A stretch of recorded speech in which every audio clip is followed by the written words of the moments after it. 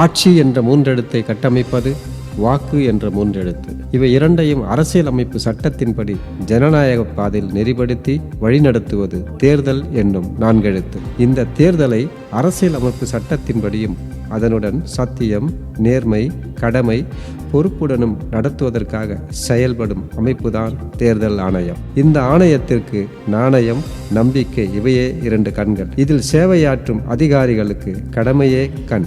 இந்த தேர்தல் ஆணையம் மத்திய மாநில அரசுகளால் கூட கட்டுப்படுத்த முடியாத தனி அதிகாரம் கொண்ட அமைப்பு.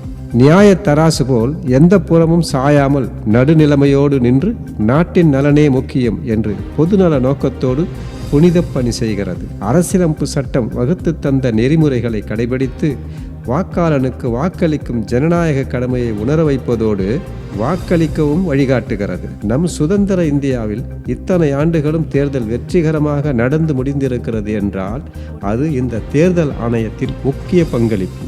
ஆற்றல் மிகுந்த அதிகாரிகளின் உண்மையான ஒத்துழைப்பு.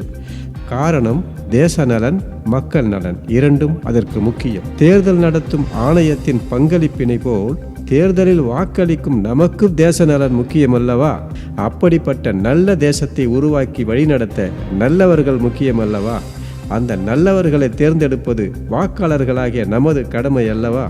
தேர்தல் ஆணையத்தின் சிறப்பான வழிகாட்டுதல் இருக்க ஜனநாயக கடமையாற்ற தவறலாமா? அனைவரும் வாக்களிப்போம், நமக்காக வாக்களிப்போம், வீடும் நாடும் சிறப்படைய வேண்டும் என்ற நல்ல நோக்கத்தோடு விரலில் மை வைப்போம். சுயநலவாதிகளிடம் நாட்டை ஒப்படைக்க மாட்டோம் என்ற உணர்வோடு சுட்டு விரலை நீட்டுவோம். வாழ்க ஜனநாயகம்!